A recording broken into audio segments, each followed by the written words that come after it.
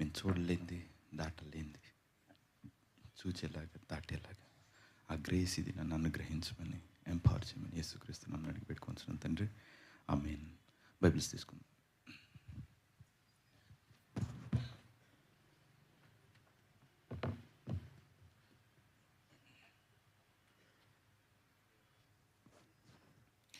కాబట్టి యేసు మరల వారితో ఇట్లా వర్స్ 7, గొర్రెలు పోవు ద్వారమును నేనే. ఏమన్నాడు? గొర్రెలు పోవు ద్వారమును నేనే. నాకు ముందుగా వచ్చిన వారందరూ దొంగలను దోచుకుని వారనై ఉన్నారు, గొర్రెలు వారి శబ్దము వినలేదు. నేనే ఏమన్నాడు మళ్ళీ? నా ద్వారా ఎవడైనా లోపలికి ప్రవేశించిన వాడు ఏమంట? రక్షింపబడిన వాడై లోపలికి పోవచ్చు, బయటికి వచ్చుచు మేత మేయచ్చు ఉండును. దొంగ దొంగతనమును, హత్యను, నాశనమును చేయుటకు వచ్చును, కానీ మరి దేనికిని రాడు. గొర్రెలకు జీవము కలుగుటకును అది సమృద్ధిగా కలుగుటకును నేను వచ్చితనని మీతో నిశ్చయముగా చెప్పుచున్నాను. సో ద్వారం ఎవరన్నాడు? నేనే. ఇప్పుడు నెక్స్ట్ 2 Corinthians 4.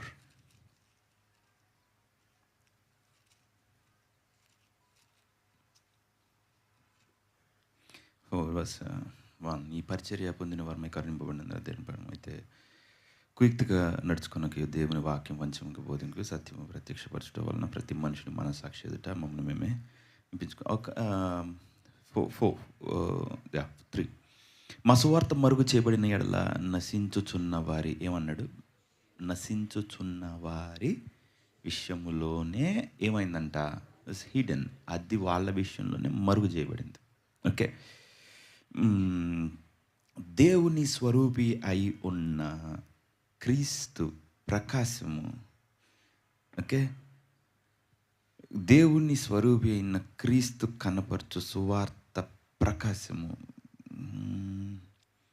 దేవుని స్వరూపి అయ్యున్న క్రీస్తు మహిమను కనపరచు సువార్త ప్రకాశము. ఓకే.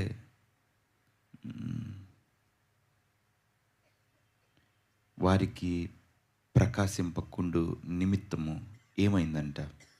ఈ యుగ సంబంధమైన దేవత అవిశ్వాసులైన వారి మనోనేత్రములకు గుడ్డితనము కలుగజేసి ఉన్నాడు. అంధకారంలో నుండి వెలుగు ప్రకాశించుగాక అని పలికిన దేవుడే తన మహిమని గురించిన జ్ఞానము, ఓకే, తన గ్లోరీని గురించిన విజ్డమ్, నాలెడ్జ్, అండర్స్టాండింగ్ క్రీస్తు నందు మనకి చెప్పాలని మన హృదయంలో ప్రకాశించాడు. మేము మమ్మల్ని గురించి చెప్పుకోవట్లేదు, క్రీస్తుని గురించి ప్రభు అని చెప్తున్నాం అన్నాడు. So now 2 Corinthians 10:3.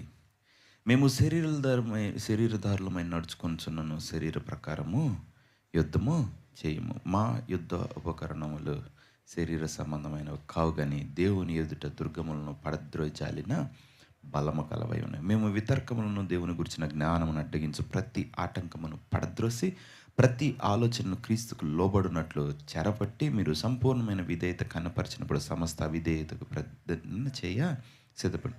verse 5 చూడండి. మేము నెంబర్ 1 ఏమన్నాడు? ఏంటది? ఆర్గ్యుమెంట్స్. ఓకే. తర్వాత దేవుని గురించిన జ్ఞానమును ఏది అడ్డగిస్తుంది? ప్రతి ఆబ్స్టికల్స్ అన్నీ, ఆటంకము. తర్వాత ప్రతి దేవుని నాలెడ్జ్ని ఆపేది ఏంటది? ఆలోచన. ఓకే. ప్రతి ఆలోచన ఇప్పుడు ఏం చేస్తామంట? క్రీస్తుకు లోబడినట్లు చెరపట్టి మీరు సంపూర్ణ విధేయత కనపరిచినప్పుడు సమస్త అవిధేయతకు ప్రతిదండన చేయ సిద్ధపడి ఉన్నాము. ఓకే. సంగతులను పైనే మీరు చూచుచున్నారు. ప్రార్థన చేసుకుందాం. తండ్రి,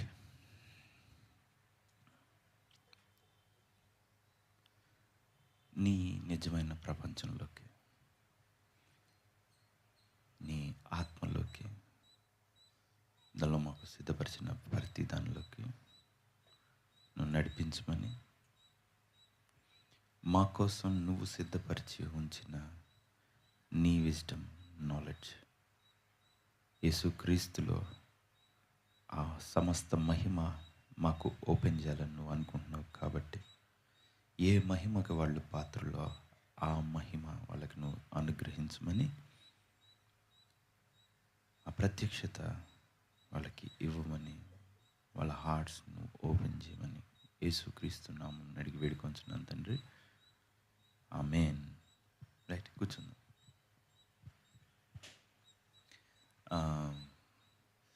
సో ఎఫిషియన్స్ ఇది ఇక్కడే ఉంచుదాం. ఎఫెసీయులకు రాసిన పత్రిక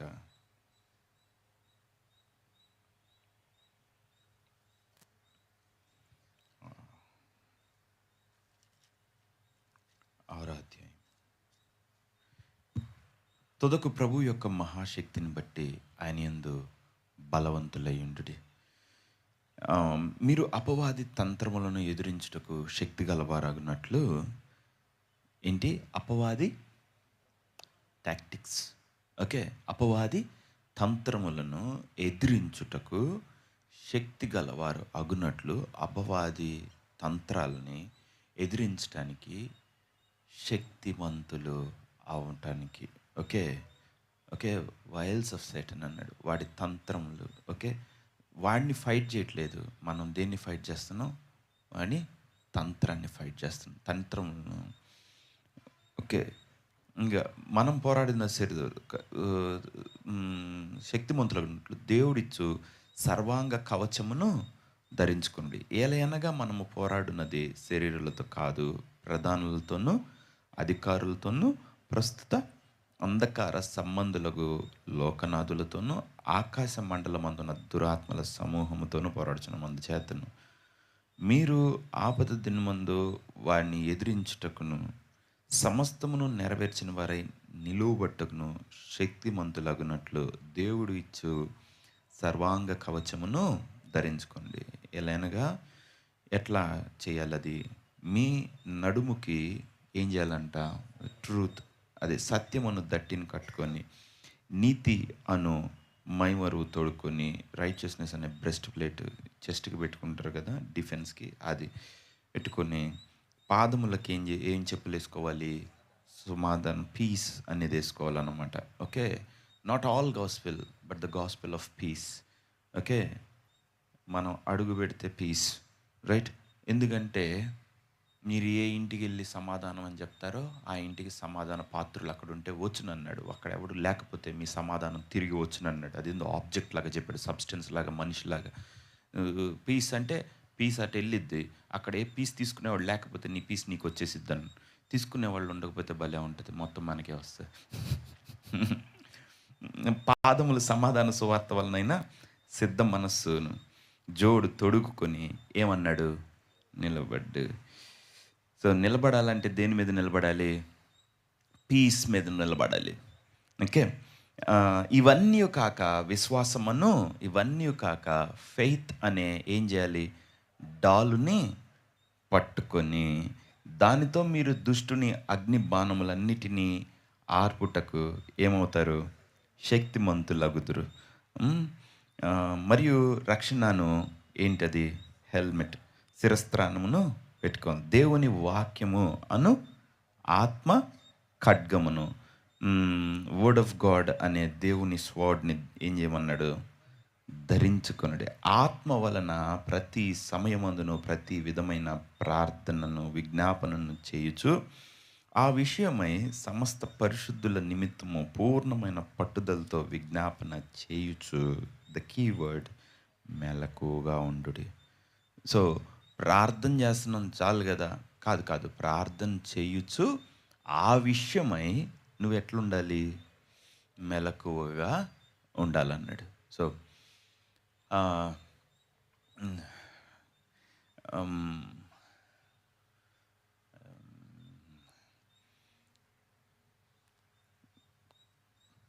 కొరింథీ రాసిన పత్రిక, అది వద్దు, ఒక్క నిమిషం.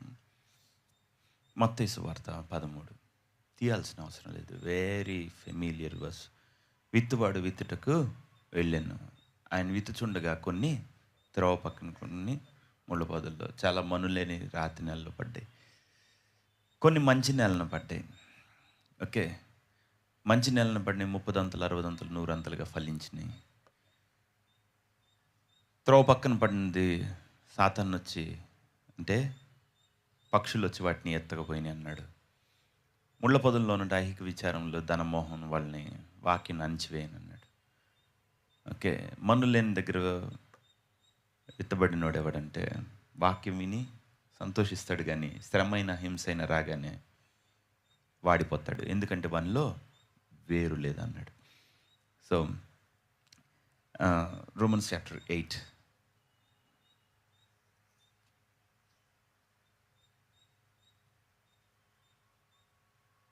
verse 1. కాబట్టి ఇప్పుడు క్రీస్తు యేసునందు ఉన్న వానికి ఏమన్నాడు? ఏ శిక్షా విధియు లేదు. క్రీస్తు యేసునందు జీవము నిచ్చు ఆత్మ యొక్క నియమం పాప మరణముల నియమం ఉండి నన్ను విడిపించను. So therefore there is no condemnation అన్నాడు. ఏంటి దేర్ ఫోర్? కాబట్టి ఏం? కాబట్టి ముందంతా నేను శరీరానికి బద్ధుడై ఉన్నాను, అది ఇది అని చెప్పాడు. కాబట్టి ఇప్పుడు ఏమైందంటే నేను శరీరంలో లేను. ఓకే. ఇప్పుడు ఏమవుతుంది? కాబట్టి ఇప్పుడు క్రీస్తు యేసులో ఉన్నాను, ఇంకా ఆయన ఆత్మలో ఉన్నాను. ఎందుకంటే మృతుల్లోంచి లేపినోడిని ఆత్మ నన్ను లేపిందని verse 11లో అన్నాడు. సో క్రైస్తో పాటు నన్ను లేపింది కాబట్టి నేను ఇప్పుడు స్పిరిట్లో ఉన్నాను, కానీ ఫ్లెష్లో లేను. కాబట్టి ఇప్పుడు స్పిరిట్లో ఉన్నవానికి ఏ శిక్షా విధి లేదు. ఎందుకంటే క్రీస్తు యేసునందు జీవమునిచ్చు ఆత్మ యొక్క నియమము. ఓకే. స్పిరిట్ రూల్స్ నాకు అప్లై అవుతాయి. ఆ రూల్ ప్రకారం పాప మరణముల నియమము నుండి నన్ను ఫ్రీ చేశాడు. ఓకే. విడిపించను. శరీరమును అనుసరింపక ఆత్మను అనుసరించి నడుచుకో. So I will not walk after the flesh. Okay. శరీరంలో నడవను, కానీ దేనిలో నడుస్తాను? ఆత్మలో నడుస్తాను. మన యందు ధర్మశాస్త్ర సంబంధమైన నీతి విధి నెరవేరబడవలనని. సో స్పిరిట్లో నడిచే నాలో ధర్మశాస్త్రం ఏ నీతి కోరుకుంటుందో ఆ నీతి మొత్తం నాలో నెరవేరాలని క్రీస్తు ఏమయ్యాడు? పాప పరిహారం నిమిత్తము దేవుడు తన స్వకీయ కుమారుని పాప శరీరాకారముతో పంపి ఆయన శరీరమందు పాపమునకు శిక్ష విధించెను. కాబట్టి హెన్స్ ధర్మశాస్త్రాన్ని నాలో నెరవేర్చాడు. ఆయన ధర్మశాస్త్రమునకు సమాప్తి అయి ఉన్నాడు అన్నాడు. ఓకే. సో ఏలైనగా శరీర స్వభావం బట్టి ధర్మశాస్త్రం బలహీనమైన గనుక అది దానికి అసాధ్యమైన. శరీరానుసారాలు శరీర విషయంలో మనస్కరింతురు. నేను ఆత్మలో ఉన్నాను కాబట్టి ఆత్మ థింగ్స్ మాత్రమే కన్సిడర్ చేస్తాను అన్నాడు. ఆత్మానుసారాలు ఆత్మ విషయంలో మనస్కరించు. శరీరానుసారమైన మనస్సు ఇస్ డెత్, మరణం. ఆత్మానుసారమైన మనస్సు life and righteousness. Okay. And peace. So ఆత్మానుసారమైన మనస్సు జీవమును సమాధానమునై ఉన్నది. ఓకే. ఆ మాట చాలా పెద్ద మాట, పెద్దది. ఓకే. ఎప్పుడైనా దేవుడి కృప అయితే వాట్ ఈజ్ లైఫ్ అనేది చెప్తాను. జీవం అనేది, ఆ జీవం అనేది మీరు తెలుసుకున్న తర్వాత సాతాను ఎంట్రుకైపోతాడు. ఓకే. ఆఫ్టర్ ఆల్ అవుతాడు. బట్ మీకు దాని గురించిన సీక్రెట్ తెలియనప్పుడు అది చాలా పెద్దోడు. ఓకే. సరే, వాక్యం లోపలికి వెళ్దాం. సో ఫస్ట్ థింగ్, కొరింథీయులకు రాసిన పత్రిక 2 కొరింథీ 10 తీసి ఉంచండి. ఓకే. మా యుద్ధోపకరణములు శరీర సంబంధమైనవి కావు, దేవుని ఎదుట దుర్గములను, స్ట్రాంగ్ హోల్డ్స్ని పడగొట్టే బలము కలవై ఉన్నాయి అన్నాడు. సో నా మనకున్న పరిస్థితులు, డిఫికల్టీస్, టెస్ట్లు, టెంప్టేషన్లు, ట్రయల్స్, ఇవన్నీ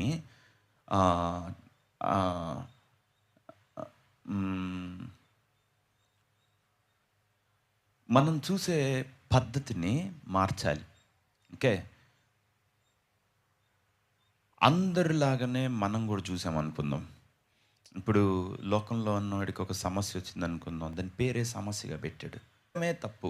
సో మనం ఏం చేసామంటే యేసుక్రీస్తులోకి వచ్చి తిరిగి జన్మించిన తర్వాత మన లాంగ్వేజ్, మన భాష, మన ఆలోచన, మన పద్ధతి సమస్తం మారాలి. కానీ మనం మారల. మనం పాతవాడిలాగానే థింక్ చేస్తున్నాం.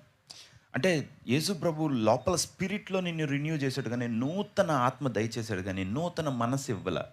Find trending sarees at lower price. సంబంధమైన వాటిలో ఉండటం వలన, లైఫ్‌లో ఎక్స్‌పీరియన్స్ అవ్వటం వలన, వీటి ద్వారా మన మనసు అనేది రూపింపబడతది. కాబట్టి దేవుడు మైండ్‌ని ఏం చేయలేడు. దేవుడు మైండ్‌ని రిన్యూ చేయటానికి తన స్పిరిట్ అనే ఒక టూల్‌ని వాడతాడు. ఆయన స్పిరిట్‌ని మన మనసు మీద వాడి, మన మనసుని ఆత్మానుసారమైన మనసుకి తిప్పుతాడు. ఓకే. సో, ఈరోజు సబ్జెక్ట్ వెరీ ఈజీ, సింపుల్. ఏంటి అనంటే,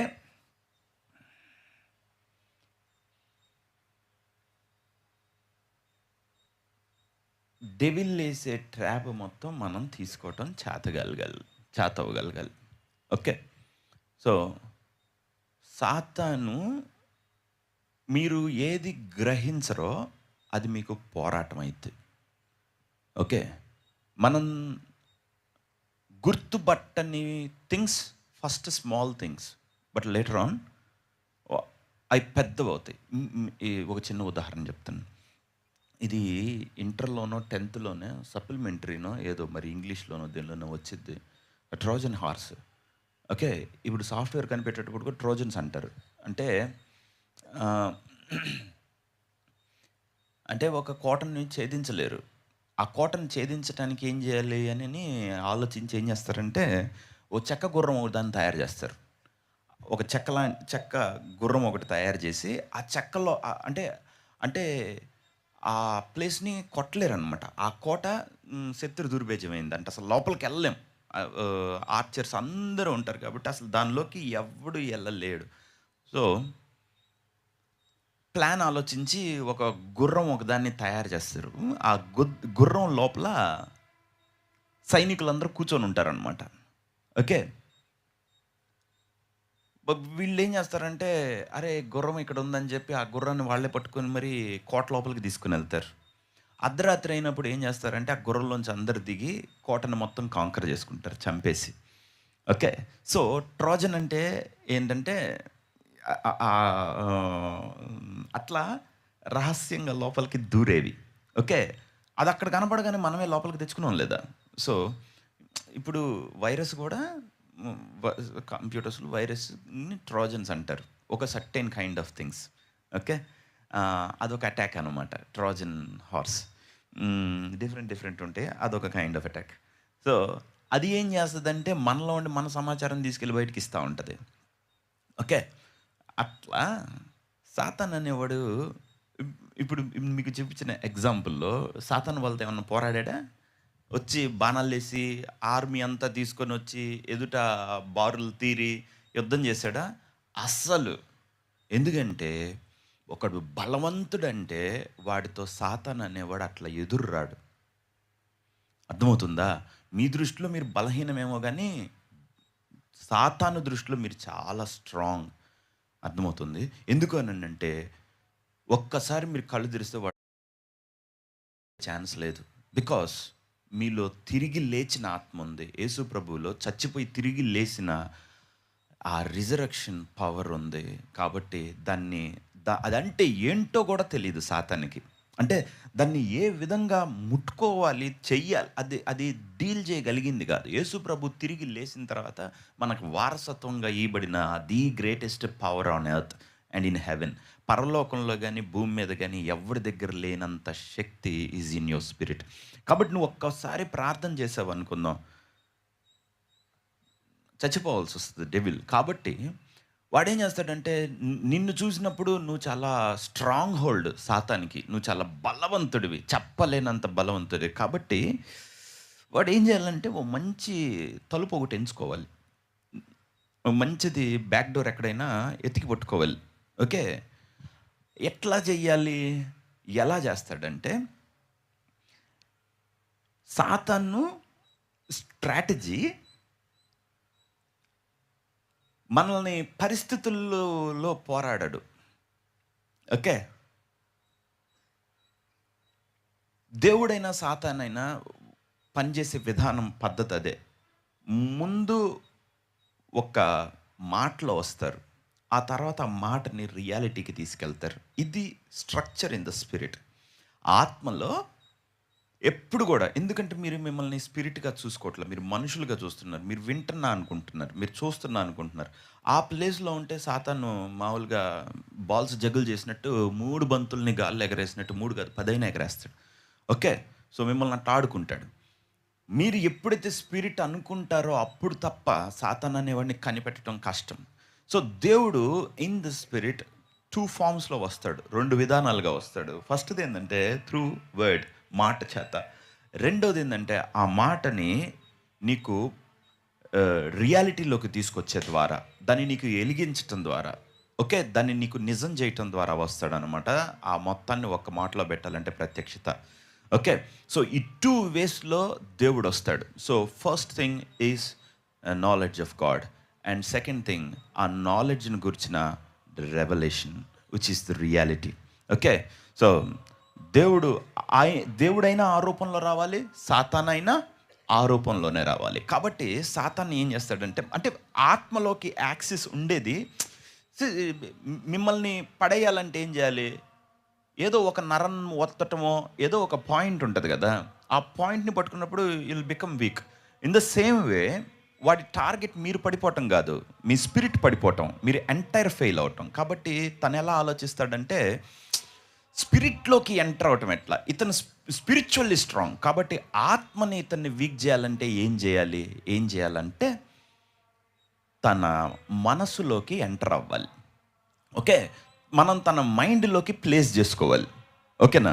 సో, ప్రజలు ఏం చేస్తారంటే వాళ్ళ మనసుని అసలు అట్ట తెరిచి రండి రండి అని చెప్పి అందరికీ పెద్ద గౌన్లు మొత్తం తీసి ఉంచుతారనమాట, గేట్స్ మొత్తం. సో, మన మైండ్ ఎప్పుడు ఓపెన్ చేస్తామో సాతాను లోపలికి ప్రవేశించడం స్టార్ట్ చేస్తాడు. సో, ఇప్పుడు ఎలా డెవిల్ అనేవాడు ఎంటర్ అవుతాడు? ఓకే. మనం సాతాన్ని చూసేటప్పుడు ఏంటంటే పరిస్థితుల్లో చూస్తాం, కష్టాల్లో చూస్తాం. యు ఆల్రెడీ డిఫీటెడ్ అట్ట చూడకూడదు. డెవిల్ని చూసే ఒక పద్ధతి చూపిస్తాను. ఓకే. సో, 10:3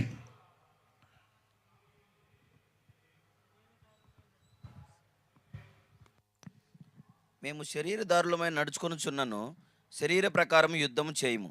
మా యుద్ధోపకరణములు శరీర సంబంధమైనవి కావు గాని దేవుని ఎదుట దుర్గములను పడద్రోయి జాలిన బలము కలవై ఉన్నవి. మేము వితర్కములను దేవుని గూర్చిన జ్ఞానమును అడ్డగించు ప్రతి ఆటంకమును పడద్రోసి ప్రతి ఆలోచనను క్రీస్తుకు లోబడినట్లు చెరపట్టి. ఒక నిమిషం. సో, ఇప్పుడు ఏమన్నాడు చూడండి. మనం ఎలా చూస్తామంటే మన్ని పరిస్థితులుగా చూస్తాం. రెడీనా? అసలు మీ లైఫ్ని మీరు ఎట్లా పెట్టుకోవాలంటే చూసేటప్పుడే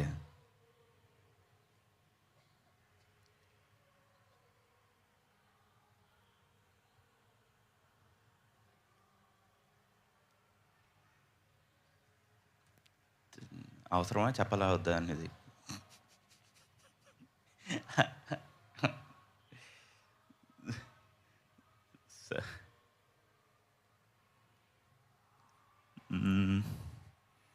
సరే. మేము వితర్కములను దేవుని గురించిన జ్ఞానమును అడ్డగించు ప్రతి ఆటంకమును పడద్రోసి ప్రతి ఆలోచనను, సరే చెప్తా.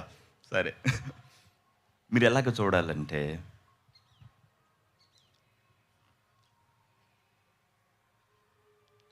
మైండ్ అనేది గేట్. అర్థమైందా?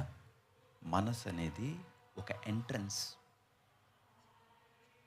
మైండ్ అనేది entrance, it's a gate. Okay. ఒక గేట్వే ఇంటూ యువర్ స్పిరిట్. నీ ఆత్మలోకి మనసు అనేది ద్వారం. సో, దానిలోకి ప్రవేశించాలంటే ఇది స్ట్రైట్ పాయింట్. ఓకే, ఉన్నరా? సో, దానిలోకి ఎట్లా ప్రవేశిస్తారు? ఎలా ఒక మనిషిని మనం హ్యాండిల్ చేస్తామంటే, సాతాను ఎట్లా హ్యాండిల్ చేస్తాడంటే, ఆ గేట్ని కాంకర్ చేస్తే మనిషిని కాంకర్ చేసినట్టు. ఓకేనా? మనం ఎంట్రన్స్ని కనుక బిసీజ్ చేయగలిగామనుకుందాం, చెరపట్టగలిగామనుకుందాం, పట్టుకోగలిగామనుకుందాం, మనిషిని పట్టుకున్నట్టు. ఓకే. ఒక యుద్ధం జరిగేటప్పుడు ఏం చేస్తారో తెలుసా? ఎంట్రన్స్ని బ్లాక్ చేస్తారు. అంటే ముందు సైన్యం అంతా వచ్చి ఎంట్రన్స్ ముందే ముట్టడి దిబ్బలు కట్టుకుంటారు. ఎందుకనంటే లోపల ఉన్నాడు బయటికి, బయట ఉన్నాడు లోపలికి వెళ్ళగలేడు. కాబట్టి అలా బ్లాక్ అయినప్పుడు ఏమవుతుంది అని అంటే లోపల ఉన్నోళ్ళు ఆకలితో చచ్చిపోతారు. అంటే సిటీలోంచి బయటికి వెళ్ళలేరు కదా, ఆహారం కావాలన్నా ఏది కావాలన్నా బయటికి వెళ్ళాలి కదా. కాబట్టి టాక్టిక్స్ ఏంటంటే అక్కడ ఎంట్రన్స్ని స్వాధీనపరచుకోవటం దగ్గర ఉంటుంది అనమాట. ఓకే, సో గేట్ని వశం చేసుకోవటంలో ఉంటుంది. ఇప్పుడు దాన్ని కొంచెంసేపు పక్కన పెడదాం, అది ఇప్పుడే కాదు, అది తర్వాత, అది అప్పుడే కాదు, ఈరోజు అది అనవసరమైనది. 4, మా యుద్ధోపకరణములు శరీర సంబంధమైనవి కావు, దేవుని ఎదుట దుర్గములను పడద్రోజాలిన బలము కలవి. మేము తర్వాత ఏమన్నాడు, వితర్కములను దేవుని గురించిన జ్ఞానమును అడ్డగించు. ఇప్పుడు ఆటంకం ఏంటో, ఓకే, ప్రతి ఆటంకమును, తర్వాత పడద్రోసి ప్రతి ఆలోచనను. వెయిట్. సో ఇక్కడ అది మాట కాదు, ఏమంటున్నాడు తెలుసా? ఇప్పుడు మీరున్నారు, ఒక పర్సన్ ఉన్నాడు అనుకుందాం. ఇప్పుడు ఇక్కడ గాలి ఉంది, గాలిని జైల్లో పెడతామా? నీళ్ళని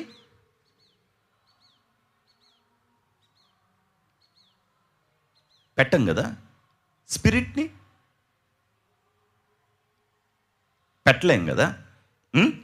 కాబట్టి ఆత్మ అనే ప్రపంచంలో వేరే పద్ధతి ఉంటుంది. అది ఏంటంటే thought is a person. Okay, ఆలోచన అంటే ఒక మనిషి, ఒక వ్యక్తి, మనిషి కాదు. So thought is a person and a personality. అర్థమవుతుందా? సో అందుకని పౌలు ఏం చెప్తున్నాడంటే ఆలోచనలను తీసేసుకోండి అని చెప్పలా. ప్రతి ఆలోచనని క్రీస్తుకి ఒబీడియన్స్ చూపించేలాగా ఆ థాట్ అనేవాడిని జైల్లో పెట్టగలగాలి నువ్వు అన్నాడు. So to bring every thought into obedience of Christ అన్నాడు. క్రీస్తుకు లోబడినట్లు చెరపట్టి, ఓకే, దేన్ని మొత్తం వేసేయటరా వాడిని, అదా కాదు. దేన్ని నువ్వు ఎక్కడికో వెళ్ళి పోరాడక్కర్లా. నీ టార్గెట్ ఏంటి? నీ ఎంట్రన్స్ బాగాలేదు, అందుకే మెలకువగా ఉండి ప్రార్థన చేయండి. ఎందుకు? ఏదైనా తోటలో తనకిచ్చిన పని ఏంటి? తోటను కాయుటకును. సో మెలకువగా ఉండు. ఎందుకనంటే అందుకు. సో ప్రతి ఆలోచనను చెరపట్టి, సో ప్రతి ఆలోచన క్రీస్తుకు లోబడున్నట్లు చెరపట్టి. సో మన గోల్ ఏంటంటే మన లైఫ్లోకి ఒక్కసారి మీరు ఏం చేయాలంటే మీ థాట్ లైఫ్ ఎట్టుందో ఆలోచించుకోవాలి. నాకు బాధ వేసింది, నాకు అట్ట అయింది, నాకు ఈ ఫీలింగ్, నా ఈ emotion, stop that non sense. అది ఆపేయండి. అసలు మిమ్మల్ని క్యాప్టివిటీలోకి తీసుకొని వెళ్తున్న పర్సన్ ఎవరు? ఏమి థాట్ అది? ఏ ఆలోచన అది? ఆ పలానా ఆలోచన రాగానే నువ్వు ఆ ప్రపంచంలోకి వెళ్తావు. ఏంటది?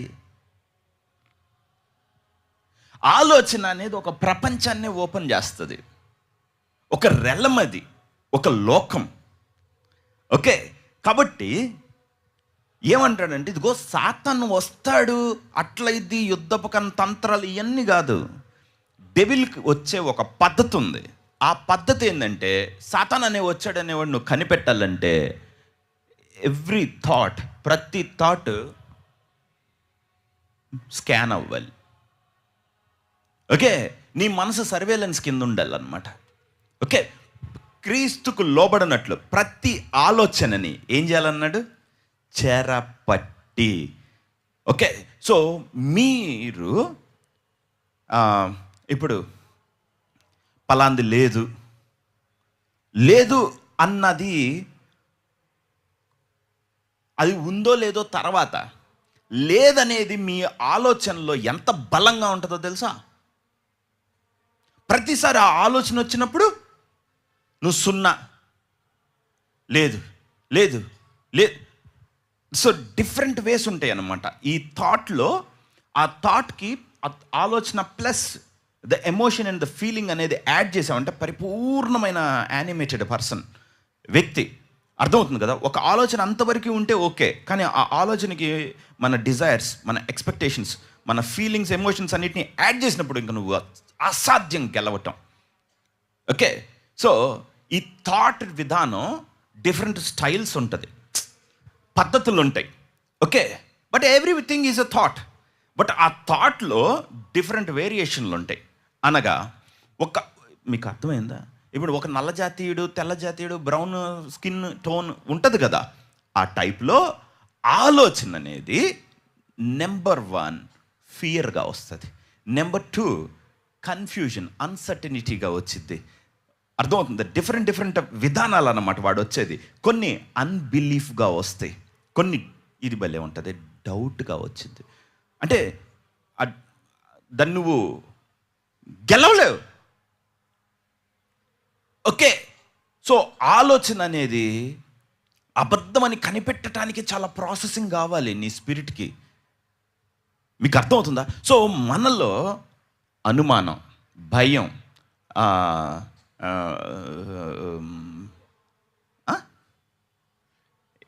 చాలా ఉన్నాయిలేండి. ఓకే, అవన్నీ మనకు అర్థమవుతాయి. సో డెవిల్ అనే ఇది సూపర్ది, కండెమ్నేషన్. అందుకే రోమా చదివిచ్చా, నేరారోపణ. ఓకే, సో మనం మీకు అంతా బాగానే ఉంది కానీ ఏదో బాగాలేదని అనిపిస్తుందా? అనిపించట్లేదా?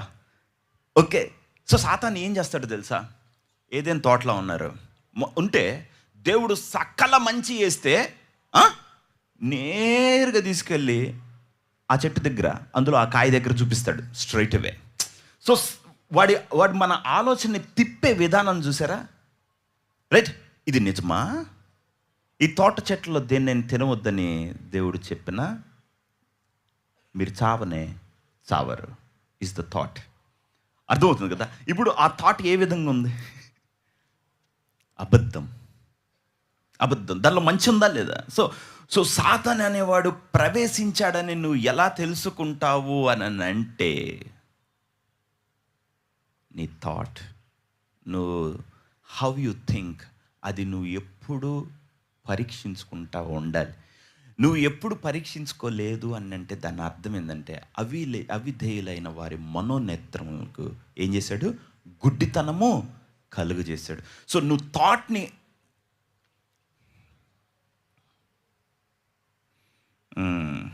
వాక్యం వింటారు, వాక్యం విని కామెంట్లో నాకు పిల్లలు లేరని రాస్తారు. మనం ఎన్ని చెప్పినా ఎక్కదు. వాళ్ళకి నిజం ఏంటి అని అంటే వాళ్ళ ఆలోచన వరకే. నాకు లేదనేది పాతుకుపోయింది. మీకు అర్థమైందా? సో ఈ వాక్యం నేను ఎందుకు చెప్పానంటే, దేవుడి దగ్గర మనం పొందుకునే ముందు మీ లోపలికి వేరు తీసుకొని పారి ఎస్టాబ్లిష్ అయిన థాట్స్ని మీరు బయటికి తీసేయాలి. ఓకే, అది మీరు తీయలేకపోతే మీరు దేవుడిని ఆపుతున్నారు. మీ జీవితాన్ని దేవుడు దర్శించాలని అంటే, విజిట్ చేయాలంటే ముందు ఆ థాట్ని మీరు సరిగ్గా పద్ధతిలో పెట్టాలి. యెహోవా నాకు పిల్లలు లేకుండా చేసి ఉన్నాడు అంతే. దేవుడు 15-20 ఏళ్ళు కనిపించలేదు. సో 14 years దేవుడు మళ్ళీ అబ్రహాము దగ్గరికి రాలేదు. కానీ ఎప్పుడైతే వాళ్ళు అర్థం చేసుకొని నిజం అర్థం చేసుకున్నారో అప్పుడు దేవుడే వచ్చాడు.